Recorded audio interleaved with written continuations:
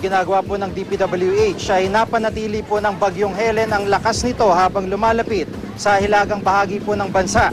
Ayon sa pag-asa na mata ng bagyong Helen, 430 kilometro silangan ng Kasiguran, Aurora. Meron itong lakas na 65 kilometers per hour at bugso na 80 kilometers per hour.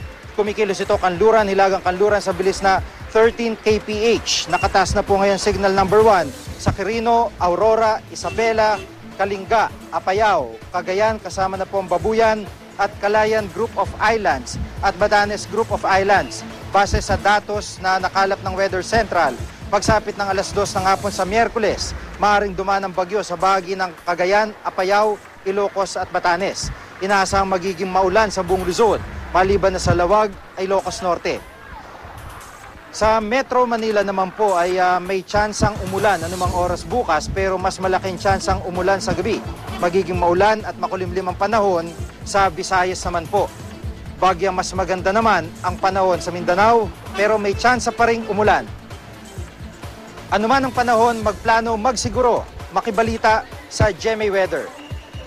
At para po sa karagdagang impormasyon, kaugnay pa rin ng bagyong Helen, makakausap po natin si Ginoong Chris Perez ng Pag-asa. Magandang hapon po, Ginoong Perez. Magandang hapon din po, Jiggy. Opo, at sa ngayon po, kumusta na monitoring nyo at status nitong bagyong Helen? Sa ngayon nga po ay nasa dagat pa rin ang sentro ng bagyong si Helen at hindi pa rin natin inaasahang tatama sa anumang bahagi ng ating bansa within the next 24 to 36 hours. At yun nga, napanatili niya yung lakas niya na may umaabot ng 65 kilometers per hour na lakas ng hangin malapit sa sentro nito at ang pagbugso ng hangin aabot ng hanggang 80 kilometers per hour. Yung mga nabanggit po nila na lugar na may storm signal number 1 ay inaasahan pa rin natin na makakaranas ng mga pag-ulan at paminsan-minsang pagbugso ng hangin. Opo, at itong kung sakaling tumama na talaga ito, no, sa tingin nyo ho ba, base sa Doppler radar reports na nakukuha nyo, mga data, magiging malakas ba o marami ang dala nitong ulan? Well, ito pong within a 400 kilometer diameter nitong bagyo, may dala po itong lakas ng ulan na umaabot na hanggang 35 mm per hour, which is heavy and torrential rain ang classification po ito. No?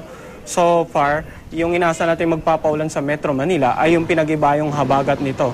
So mamayang gabi, simula po mamayang gabi at sa mga dating pang-araw, asahan po natin na yung mga pag-ulan dito magiging mas madalas ang mga pag-ulan hindi lamang dito sa Metro Manila, kundi sa ilang pang bahagi ng Central at Southern Luzon na hindi direktang maapektuhan ng bagyong si Helen.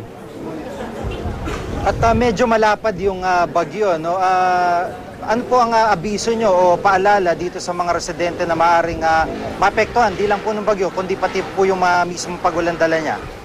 Sa ngayon ay patuloy po yung pagpapaalala natin doon sa mga residente under Public Storm Signal number 1 at saka sa ilang areas dito sa western section of Luzon kasama ng Metro Manila na mag-ingat po sa mga posibleng pagbaha at pagguho ng lupa, lalong-lalo na po na inaasahan natin na medyo saturated pa rin yung ibang areas dito sa Luzon, lalong-lalo po sa mga mountainous regions of northern Luzon.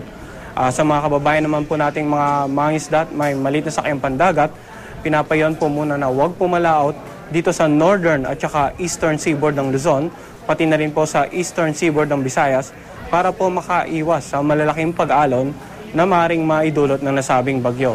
At bagamat hindi po magla-landfall sa ngayon ang inaasahan natin, ay patuloy po sanang maging aware ang ating mga kababayan at patuloy na mag-monitor sa nasabing sama ng panahon.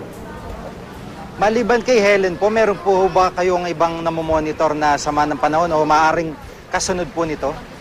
Sa ngayon, Jiggy, ito lang bagyong si Helen. Bukod sa posibleng pinag-ibayang habagat, ang inaasa nating makakapekto sa ating bansa sa susunod na 2 hanggang 3 araw. Maraming po salamat, Ginoong Chris Perez, weather forecaster ng Pag-asa.